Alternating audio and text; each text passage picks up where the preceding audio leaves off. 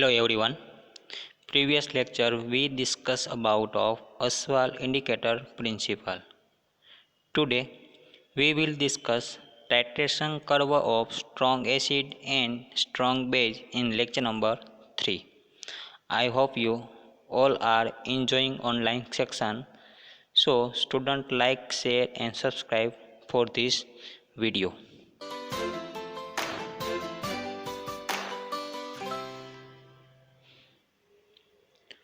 તો આ લેક્ચરની અંદર આપણે વાત કરવાના છે ટાઇટ્રેશન કર્વ. અહીંયા આપણે જે વાત કરવાના છે કે જે આજનો ટોપિક આપણે કહી શકાય કે ટાઇટ્રેશન કર્વ, ઓકે, કે જે strong acid and strong base માટે આપણે જોવાના છે. તો કર્વ મીન્સ શું? આપણે જેને કહીએ છીએ કર્વ એટલે કે આપણે શેપ, બરાબર. ટાઇટ્રેશન આપણે ઓલરેડી લેક્ચર નંબર 1ની અંદર આપણે શીખી ગયા ટાઇટ્રેશન કોને કહેવાય. તો ટાઇટ્રેશન કર્વની અંદર આપણે જે કોઈ પણ શેપ દોરવાની અંદર આવે કે ડ્રોઈંગ જે કરવાનો આવે છે એ શેપ કેવો હશે, બરાબર. એ શેપની સાથે સાથે એના પીએચની અંદર શું ફેરફાર થશે. હવે માની લો કે પીએચની અંદર ફેરફાર થતો હોય તો એ ન્યુટ્રલાઇઝેશન આપણે શીખીએ છીએ તો ન્યુટ્રલાઇઝેશન હશે એ એસિડ બેઝનો હશે, ઓકે. તો પીએચ એટલે કે એસિડિક ફોર્મેશનની અંદર હશે તો એની સામે જે હશે એ શું હશે તો કે બેઝ. જો બેઝની અંદર કોઈ પણ ફેરફાર થાય તો પીએચની અંદર ફેરફાર થાય, ઓકે. કારણ કે ટાઇટ્રેશન કર્વ જે છે એ ટાઇટ્રેશન કર્વ આપણે શું છે તો કે એ આખી પ્રોસેસ છે ન્યુટ્રલાઇઝેશન પ્રોસેસ છે. ન્યુટ્રલાઇઝેશન અંદર આપણે વાત કરીએ કે ફિનોપ્થેલિન અને મિથાઇલ ઓરેન્જ જે ઇન્ડિકેટર આપણે યુઝ કરતા હોય, ઓકે, જે એન્ડ ટાઈમ ઉપર છે એનો કલર ચેન્જ આપણે આપતા હોય. આપણે જે લાસ્ટ લેક્ચરની અંદર આપણે ડિસ્કસ ઓલરેડી કરી ગયા. તો આની અંદર જે ટાઇટ્રેશન કર્વ છે, ટાઇટ્રેશન કર્વ આપણે કોને કહી શકાય તો આપણે જોઈએ કે જે ન્યુટ્રલાઇઝેશન પ્રોસેસ છે, ન્યુટ્રલાઇઝેશન પ્રોસેસ કોની હશે તો કે H+ of acid react with OH- of base. એટલે આ બંને જે છે H+ એટલે કે એસિડિક ફોર્મેશન, OH- એટલે કે બેઝિક ફોર્મેશન. આ બંને જ્યારે આખું એક મોલેક્યુલ બનશે તો શું બનશે તો કે H2O બનશે, ઓકે.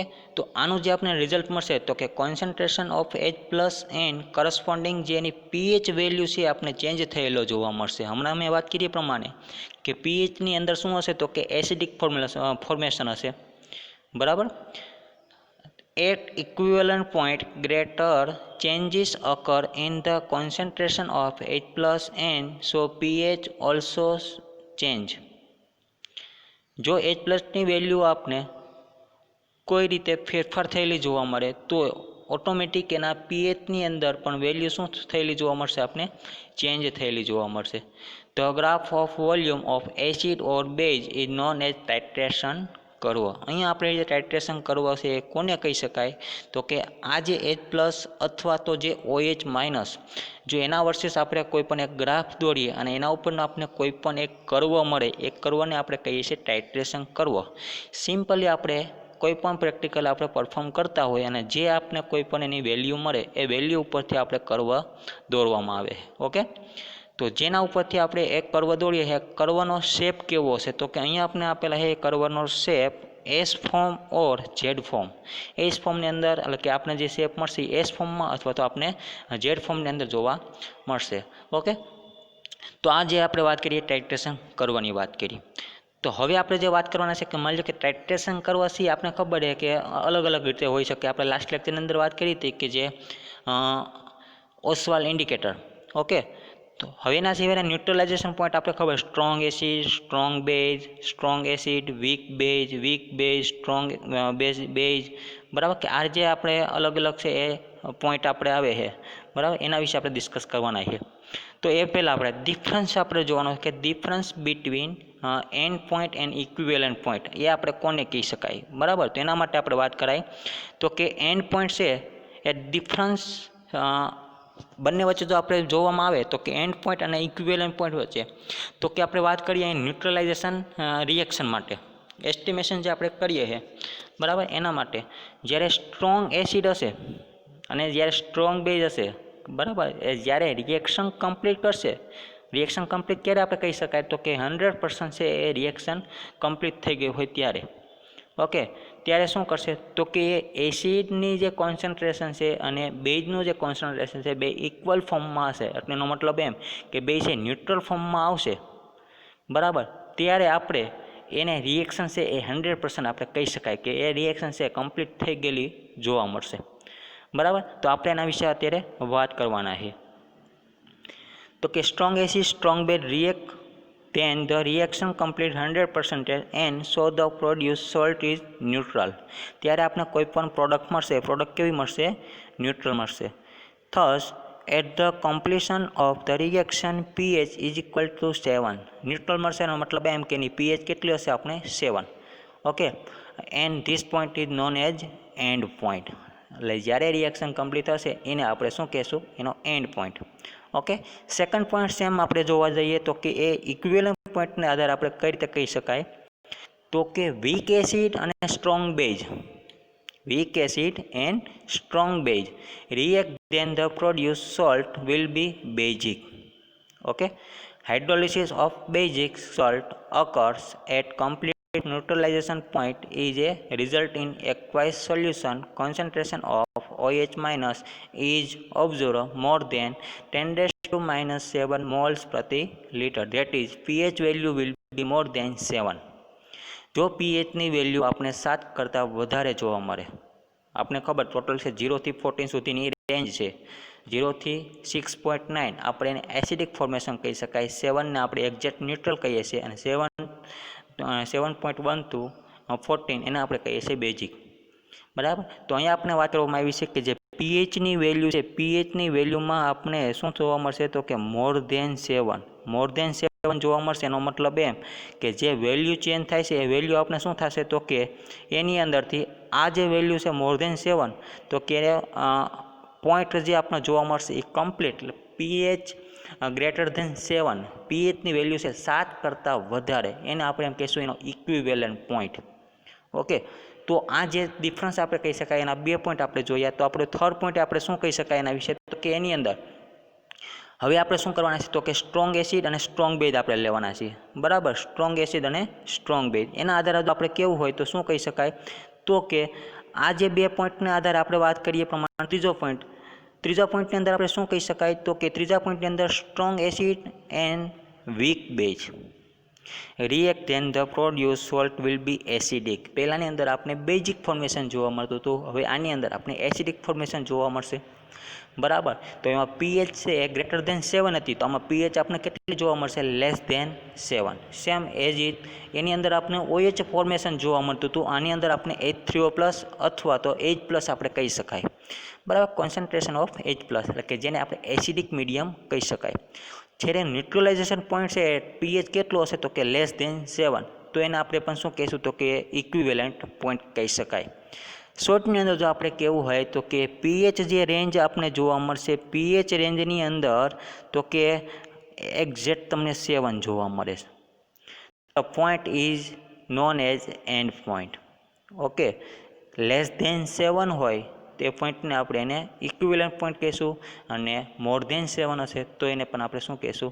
ઇક્વિવેલન્ટ પોઈન્ટ કહીશું. ઓકે, તો અહીંયા આપણે જેની વાત કરવા જઈ રહ્યા છીએ તો હવે આપણે જે મેઇન પોઈન્ટ આપણે જે સિલેબસની અંદર આપણે શીખવાના છે titration curve of strong acid and strong base. હમણાં મેં ડિફરન્સ તમને વાત કરી કે સ્ટ્રોંગ એસિડ અને સ્ટ્રોંગ બેઝની ડિસ્કસ આપણે કર્યા કે જેની અંદર ગ્રાફ આપણે કઈ રીતના જોવા મળે, એનો શેપ છે એ કઈ રીતના જોવા મળે, પીએચની અંદર આપણે શું ફેરફાર થાય, બરાબર. આપણે એના વિશે આપણે ડિસ્કસ કરી હતી.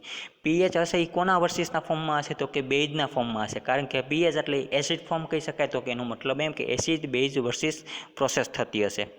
ઓકે, તો અહીંયા આપણે વાત કરીએ ટાઇટ્રેશન કરવા of strong acid and strong base. Okay, titration કરવા of strong acid and strong base. અહીંયા આપણે વાત કરીએ સ્ટ્રોંગ એસિડ કોને કહેવાય, સ્ટ્રોંગ બેઝ કોને કહેવાય. ઓલરેડી સેમેસ્ટર 2ની અંદર આપણે ડિસ્કસ કરી ગયા કે સ્ટ્રોંગ એસિડ કોને કહેવાય, સ્ટ્રોંગ બેઝ કોને કહેવાય. ઓકે, તો in the above reaction both the reactant are strong. અહીંયા બંને જે છે એ બે એસિડ અને બેઝ કેવા છે તો કે બે સ્ટ્રોંગ છે, બરાબર. તો આયોનાઇઝેશન જે થશે કેવું થશે તો કે કમ્પ્લીટ થશે. 100% છે એ એકબીજામાં કેવો થઈ જશે તો કે સોલ્યુબલ થઈ જશે, બરાબર. જેટલા સ્ટ્રોંગ એસિડ અને સ્ટ્રોંગ બેઝ હોય તો એનું આયોનાઇઝેશન કેવું હશે તો કે એ કમ્પ્લીટ હશે.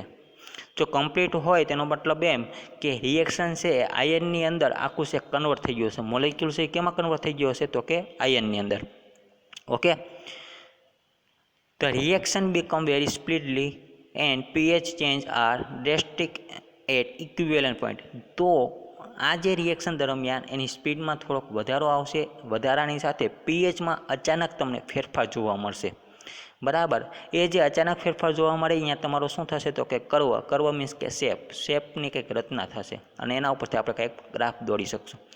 અહીંયા આપણે એક્ઝામ્પલ સાથે જોતા જઈએ તો કે શું કહેવા માગે ઇફ ન્યુટ્રલાઇઝેશન ઓફ, યાદ રાખજો કે જે અહીંયા આપણે વાત કરવાના છીએ કે જો કોઈ પણ આયોનાઇઝેશન થશે સ્ટ્રોંગ એસિડ અને સ્ટ્રોંગ બેઝનું, આપણે એનું એક્ઝામ્પલ સાથે આપણે પણ વાત કરીએ, બરાબર. કે જો આયોનાઇઝેશન એ 100% કમ્પ્લીટ થતું હોય તો આપણે કઈ રીતે એને કહી શકાય.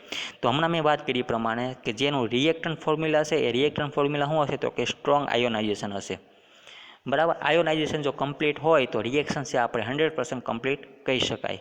ઓકે, અને એની પીએચની અંદર પણ આપણે વધારેમાં વધારે ફેરફાર એનો જોવા મળશે. એ શેપ ઉપરથી આપણે એનો ગ્રાફ દોરી શકાય, ગ્રાફ ઉપરથી આપણે એનો કર્વ નક્કી કરી શકાય, બરાબર. કે સ્ટ્રોંગ એસિડનો છે કે વીક એસિડનો છે કે સ્ટ્રોંગ બેઝનો છે કે વીક બેઝનો છે. ઓકે, એના ઉપરથી આપણે શેપ ફાઇન્ડ કરી શકાય.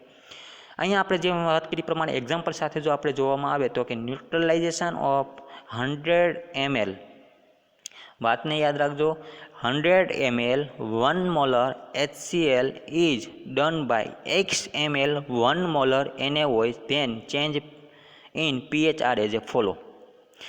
ડિસ્કસ આપણે કરવાના છે શું તો કે 100 mlનું તમે HClનું સોલ્યુશન લીધું, આપણે એટલું યાદ રાખીએ 100 ml મેં HClનું સોલ્યુશન લીધું. કેટલા મોલરનું લીધું તો કે 1 મોલરનું. ઓકે, જો અહીંયા પણ મેં 1 મોલર લીધેલું છે, અહીંયા પણ NaOH છે મેં કેટલું લીધેલું છે તો કે 1 મોલર લીધેલું છે. જો 1 મોલર મેં લીધેલું હોય, બરાબર, એનો મતલબ એમ કે બે છે સામે કોન્સન્ટ્રેશન કેવું છે તો કે 1 મોલરનું છે. જો બેનું 1 મોલર હોય, ઓકે, તો એના મતલબ એમ કે હવે સામે તમે અહીંયા 100 ml લીધેલું છે, અહીંયા આપણે કેટલું આપ્યું છે તો કે x ml આપેલું છે. જો x ml આપેલું હોય તેનો મતલબ એમ કે એના ઉપરથી આપણે શું ફાઇન્ડ કરી શકાય તો કે x ml ઉપરથી આપણે એટલું ડિસાઇડ કરી શકાય કે અહીંયા જે આપણે કોન્સન્ટ્રેશન છે એ જાણતા, સોરી ml છે જાણતા નથી, બરાબર. ml જાણતા નથી એનો મતલબ આપણે x ml આપણે ડિસાઇડ કર્યું. તો એની અંદર જે પીએચ આપણે ચેન્જ થયેલી જોવા મળે છે, પીએચની અંદર આપણે શું ફેરફાર જોવા મળશે તો કે 1 મોલરની અંદર આપણે પીએચ જોવા જઈએ તો આપણે ખબર છે કે કેલ્ક્યુલેશન કરવામાં આવે, બરાબર, એસિડની કોન્સન્ટ્રેશનના આધારે, તો આપણે પીએચ આપણે કહી શકાય કે 0 હોઈ શકે, બરાબર. જોઈએ આપણે એસિડ કોન્સન્ટ્રેશન બિફોર, જ્યારે કોઈ પણ રિએક્શન થતી નથી ત્યારે, રિએક્શન આપણે કોઈ પણ કરી નથી, બરાબર. એસિડનું જે કોન્સન્ટ્રેશન છે કે રિએક્શન પહેલાં એ જ્યારે 1 મોલર હતું ત્યારે એની પીએચ આપણે કેટલી જોવા મળી એક્ઝેક્ટ 0 જોવા મળ્યાનો મતલબ એમ કે તમારું જે સોલ્યુશન છે એ હાઈલી કેવું છે તો કે એસિડિક ફોર્મેશનમાં છે. ઓકે, હવે વાત કરીએ આપણે તો કે માની લો કે તમે સેકન્ડ પોઈન્ટ ઉપર જ આપણે જઈ રહ્યા છીએ તો કે એની અંદર હવે આપણે શું કરવાનું છે તો કે બંનેની રિએક્શન કરવાની. રિએક્શન કરશો એટલે શું થશે હવે જોજો. આપણે આગળ શું લીધેલું હતું તો કે x ml 1 મોલર NaOHનું સોલ્યુશન હતું, બરાબર. અને આપણી પાસે એસિડિક ફોર્મેશન હતું, એ એસિડિક ફોર્મેશન આપણી પાસે કેટલું હતું તો કે 100 mlનું હતું HCl સોલ્યુશન. ઓકે, અહીંયા એડિશન હું કરું છું 50 ml, એડિશન 50 ml કરવું 1 મોલર NaOH એસિડની અંદર. તો સામે 50 ml મારું શું વપરાણું હશે એસિડ, કારણ કે બે સામે વીક એસિડ ને વીક બેઝ છે, તો સામે સામે જે બેનું કમ્પ્લીટ આયોનાઇઝેશન થશે, બરાબર. તો આ જે 50 ml 1 મોલર NaOHનું સોલ્યુશન મેં યુઝ કર્યું, તો સામે 50 ml એસિડનું સોલ્યુશન મારે યુઝ થયું. ટોટલ વોલ્યુમ કેટલું થયું 100 ml. ટોટલ મારી પાસે આગળ મેં પોઈન્ટમાં શું કીધું, ટોટલ મારી પાસે 100 ml HClનું સોલ્યુશન છે, તો રિમેનિંગ પોર્શન કેટલો બાકી વધ્યો તો કે મારી પાસે જે HClનો પોર્શન બાકી વધ્યો એ 50 ml HCl વધ્યું 50 ml. ઓકે, ટોટલ આપણે જોવા જઈએ તો કે volume of reaction mixer will be 150 ml. The concentration of acid is decrease. પહેલાં જે મારી પાસે કોન્સન્ટ્રેશન હતું એની સાથે મેં બેઝ એડિશન કર્યું, તેનો મતલબ એમ કોન્સન્ટ્રેશનની અંદર શું થવા મળ્યો તો કે ઘટાડો જોવા મળ્યો, ડિક્રીઝિંગ ફોર્મ ઓફ એસિડ. તો સામે બેઝનું શું થતું હશે તો કે ઇન્ક્રીઝિંગ ફોર્મ થતું હશે, બરાબર. 100 ml મારી પાસે HCl હતું. એ જ બીકરની અંદર મેં 50 ml મેં શું એડિશન કર્યું તો કે NaOH એડિશન કર્યું. ટોટલ મારી પાસે જે વોલ્યુમ જોવા મળ્યું કેટલું જોવા મળ્યું તો કે 150 ml. એમાંથી 50% NaOH ને 50% મારે શું યુઝ થયું તો કે HCl. બરાબર. રિમેનિંગ પોર્શન જે મારે 50% એટલે કે જે 50 ml મારે જે HCl રિમેનિંગ પોર્શન છે એ પણ એની અંદર અને બીકરની અંદર આપણે સમાવેશ કરેલો છે. ટોટલ મારી પાસે વોલ્યુમ થયું 50 ml NaOH અને પ્લસ 100 ml HCl. બરાબર. ટોટલ મારી પાસે 150 ml છે સોલ્યુશન જોવા મળ્યું. તો આ જે કોન્સન્ટ્રેશન આપણે જોવા મળ્યું છે તેનો મતલબ એમ કે મારે જે ઓલરેડી એસિડ છે એ કેટલું અનયુઝ થયું છે. બરાબર. 50% યુઝ થઈ ગયો હશે તો અનયુઝ કેટલું થયું હશે આપણે ધારી લઈએ કે 50% બાકી હશે. 50% બાકી હોય તો એની પીએચ આપણે ક્યાં સુધી પહોંચી હશે તો કે પીએચ આપણે પહેલાં 0 જોવા મળી હતી 1 મોલર હતું ત્યારે. બરાબર. હવે પીએચની અંદર શું આપણે ચેન્જ થયેલો જોવા મળશે એ આપણે ફોર્મ્યુલા વાઇઝ જોવાનું છે. હવે જોઈએ. Concentration of unused acid is equal to original concentration multiply original volume added upon total volume. Unused acid મારે કેટલું એસિડ હવે બાકી છે એના માટે ફોર્મ્યુલા આપ્યું છે. ઓરિજિનલ કોન્સન્ટ્રેશન અમારી પાસે કેટલું હતું તો કે 1 મોલર. 1 મોલર NaOH હતું અને 1 મોલર કેટલું હતું HCl હતું. એટલે આપણે અહીંયા ઓરિજિનલ કોન્સન્ટ્રેશન એસિડનું આપણે ફાઇન્ડ કરીએ તો મારી પાસે HCl હતું એ 1 મોલર હતું. તો અહીંયા આપણે લખીએ છીએ 1. બરાબર. એસિડ માટે આપણે કોન્સન્ટ્રેશન ઓફ અનયુઝ એસિડ એના માટે મેં બ્રેકેટમાં લખ્યું છે H+ is equal to original concentration કેટલું છે તો કે 1.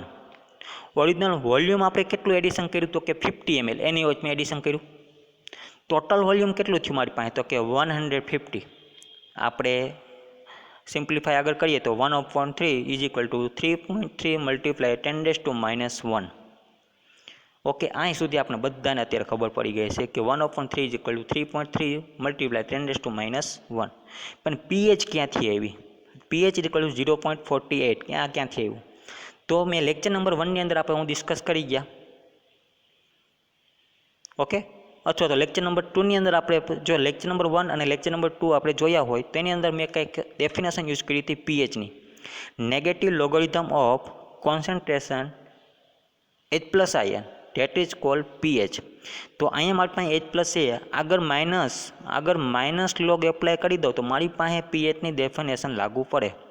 તો જો એની આગળ હું માઇનસ લોગ એપ્લાય કરું તો મારે આની આગળ પણ શું એપ્લાય કરવું પડે માઇનસ લોગ 3.3 મલ્ટીપ્લાય 10⁻⁻1 અને એનું આગળ સિમ્પ્લિફાય કરો તો આના ડેફિનેશન ઉપરથી પીએચ લાગુ પડી.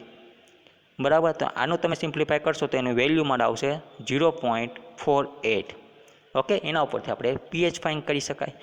તો આ જે આપણે પીએચ મળી એના ઉપરથી હવે આપણે વાત કરવાના છે કે જે મેં 1 મોલર NaOH સોલ્યુશન જો વાપરવામાં આવે તો એના અંદરથી આપણે પીએચની અંદર એટલો કંઈક ફેરફાર જોવા મળ્યો 0.48. ઓકે. 50 mlનું જ્યારે એડિશન કર્યું ત્યારે. રાઈટ. હવે આગળ જોઈએ આપણે પાછું તો કે addition of total 100 ml 1 molar NaOH. 1 molar NaOH total આપણે વોલ્યુમ છે એડિશન કરવાનું છે. પહેલાં મેં 50 ml કર્યું હતું. હવે મારે કેટલું કર્યું તો કે 100 ml. બરાબર. અને મારી સામે HCl પણ કેટલું હતું તો કે 100 ml. બેનું વોલ્યુમ કેટલું થયું ટોટલ 200 ml. બરાબર. તો 1 મોલર NaOH 1 મોલર HCl બેનું વોલ્યુમ કેટલું છે 100 ml અને 100 ml. તો આ બે શું થઈ જશે તો કે ન્યુટ્રલાઇઝેશન થઈ જશે. ન્યુટ્રલાઇઝેશન થઈ જશે તો એનો મતલબ એમ કે જે પીએચ છે એ પીએચ એક્ઝેમ કેટલી હશે તો પીએચ એની એક્ઝેક્ટ 7 જોવા મળશે આપણે. બરાબર. તો ન્યુટ્રલાઇઝેશન પોઈન્ટ આપણે એના ઉપરથી કહી શકાય. આફ્ટર કમ્પ્લીટ જો ન્યુટ્રલાઇઝેશન કરવું હોય બરાબર એસિડ અને small addition of 0.1 ml 1 molar NaOH it is not use of hand. હવે મેં 100 ml તો HCl હતું જ મારી પાસે અને 100 ml આપણે NaOH એડિશન કરી દીધું. તેમ છતાં હું 0.1 ml NaOHનું એડિશન કરું છું તો એની પીએચમાં આપણે શું ફેરફાર જોવા મળશે? જો આપણે મેં વાત કરી પ્રમાણે 100 mlની સામે 100 ml યુઝ કર્યું તો એનો મતલબ પીએચ આપણે એક્ઝેક્ટ કેટલી મળી ગઈ તો કે 7 મળી ગઈ. બરાબર. પણ 0.1 ml વધારાનું હું બેઝિક ફોર્મ્યુલેશન છે એડિશન કરું છું. બેઝિક સોલ્યુશન હું એડિશન કરતાં મારી પીએચની અંદર શું ફેરફાર જોવા મળશે એટલે કે બેઝિકની અંદર શું મને ફેરફાર જોવા મળશે એ આપણે જોવાનું છે. જોઈએ ને આપણે equation wise. Concentration of added 1 ml NaOH solution, તેના માટેના આપણી પાસે ઇક્વેશન છે original concentration multiply original volume upon total volume. Okay, તો અહીંયા NaOH છે, NaOH એટલે કે બેઝિક ફોર્મ છે, બેઝિક ફોર્મ છે તો આપણે એને કહી શકાય OH. OH જો આપણે કહી શકતા હોય બરાબર, તો એનો મતલબ એમ કે હવે અહીંયા ટોટલ મારી પાસે ઓરિજિનલ કોન્સન્ટ્રેશન કેટલું છે તો કે 1 મોલર, રાઈટ. અને મેં જ્યારે એડિશન કર્યું છે, મેં શું એડિશન કર્યું છે તો કે 0.1 ml 0.1 ml મેં એડિશન કર્યું છે. એનો મતલબ એમ કે જે અહીંયા એડિશન થયેલો પોર્શન છે એ પોર્શન કેટલો છે તો કે 1 મોલરની સાથે 0.1 ml 0.1 ml નો જો યુઝ કરતો હોય તેનો મતલબ એ કે મારી પાસે ટોટલ વોલ્યુમ કેટલું હતું તો કે 100 ml HCl 100 ml NaOH, અને એની સાથે મેં 0.1 ml 1 મોલર NaOHનું સોલ્યુશન એડિશન કરેલું છે. એનો મતલબ એમ કે ટોટલ વોલ્યુમમાં મારે કાંઈક ફેરફાર જોવા મળશે. ઓરિજિનલ કોન્સન્ટ્રેશન કેટલું છે મારી પાસે 1, ઓરિજિનલ વોલ્યુમ કેટલું છે આની પાસે તો કે 0.1 ml. ટોટલ વોલ્યુમ કેટલું થયું તો કે પહેલાં 100 ml મારી પાસે NaOH હતું, 100 ml HCl હતું, અને વધારાનું પાછું મેં શું એડિશન કર્યું તો કે 0.1 ml NaOH. ટોટલ મારી પાસે કેટલું થયું તો કે 200.1, બરાબર, 200.1 આપણે છે જોવા મળ્યું. સિમ્પ્લિફાઈ કરતાં આપણે એનો આન્સર છે એ આપણે કંઈક એટલો જોવા મળશે, 5 × 10⁻⁴ મોલર. ઓકે, એના આધારે આપણે જો વાત કરીએ તો કે આ જે સોલ્યુશન આખું આપણે જે મળ્યું છે એ સોલ્યુશનની હમણાં મેં વાત કરી કે OHનું જે કોન્સન્ટ્રેશન છે એ કેટલું આપણે જોવા મળ્યું તો કે 5 × 10⁻⁴ મોલર. તો સિમ્પલી આપણે ડેફિનેશન વાઇઝ જોયું હોય તો કે POH કોને કહી શકાય, બરાબર. તો આપણે પાછું એ કહી શકાય કે જો બંને બાજુ છે માઇનસ લોગ એપ્લાય કરવામાં આવે તો આપણે POHની ડેફિનેશન લાગુ પડે. તો POH = 3.3 શું જોવા મળ્યું, એની વેલ્યુ છે આપણે POH કેટલી જોવા મળી 3.3. શા માટે POH આવી, કારણ કે અહીંયા બેઝિક સોલ્યુશન છે, એસિડિક ફોર્મેશન નથી.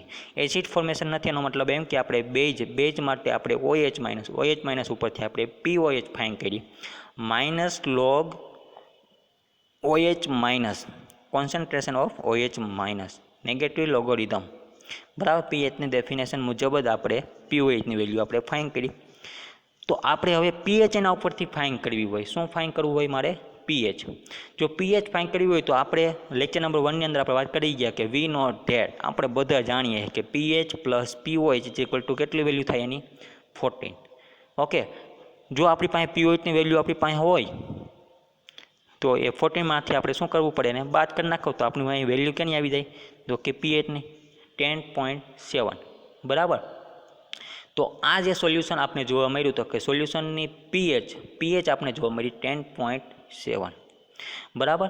તો એનો ઇક્વિવેલન્ટ પોઈન્ટ આપણે શું કહી શકાય તો કે એનો એન્ડ પોઈન્ટ હતો એ એક્ઝેક્ટ કેટલો હતો 7 હતો. એના ઉપરથી આપણે વધારાનું એડિશન કર્યું, વધારાનું એડિશન આપણે કેટલું કર્યું તો કે 0.1 ml 1 મોલર NaOHનું સોલ્યુશન આપણે એડિશન કર્યું. તો અચાનક એ 7th જે એનો એન્ડ પોઈન્ટ હતો, ઇક્વિવેલન્ટ પોઈન્ટ હતો, એ પોઈન્ટ ઉપરથી અચાનક આપણે ઇન્ક્રીઝિંગ ફોર્મ જોવા મળ્યું. ઇન્ક્રીઝિંગ કેટલું જોવા મળ્યું 10.7. 0.1 ml NaOHનું જો વધારાનું આપણે એડિશન કરીએ તો આપણે એટલો છે એ ફેરફાર જોવા મળે. ઓકે, તો હવે એના ઉપરથી આપણે જોઈએ તો કે પહેલેથી આપણે સિમ્પ્લિફાઈ કરતા જઈએ. ઇનિશિયલની અંદર આપણે જે પીએચ હતી એ કેટલી હતી 0, બરાબર. 50 mlનું એડિશન કર્યું ત્યારે પીએચ કેટલી થઈ 0.48. 100 ml આપણે NaOHનું એડિશન કર્યું ત્યારે કેટલી પીએચ થઈ 7, અને જ્યારે 100.1 એટલે કે 100.1 mlનું એડિશન કર્યું ત્યારે પીએચ મારી 10.7.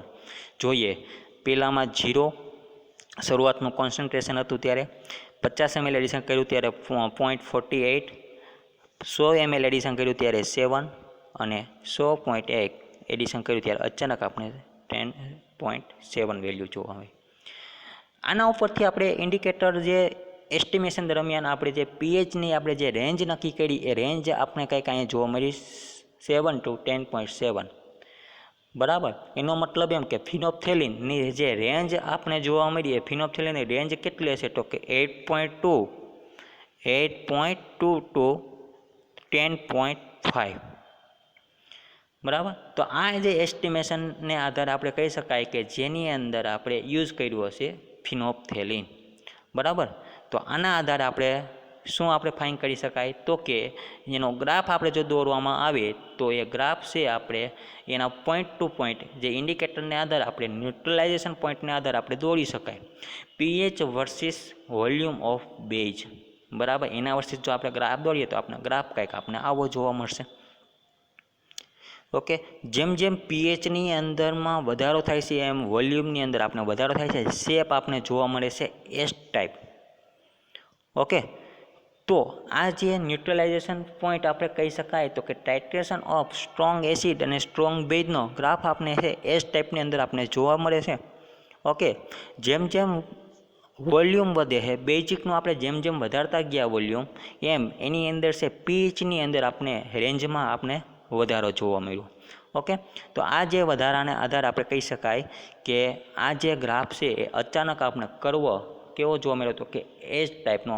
જોઈએ આપણે આ જે પોઈન્ટ છે ત્યાંથી આ પોઈન્ટની અંદર આપણે વાત કરીએ તો આપણે એ ગ્રાફમાં સૌથી વધારે ગ્રાફ છે ઇન્ક્રીઝિંગ ફોર્મની અંદર આપણે જોવા મળ્યો એટલે કે પીએચમાં આપણે સૌથી વધારે રેન્જ જોવા મળી.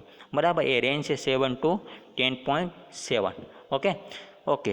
તો આ જે આપણે અત્યારે ડિસ્કસ કર્યા એ ટાઇટ્રેશન કરવા of strong acid and strong base. Thank you for watching.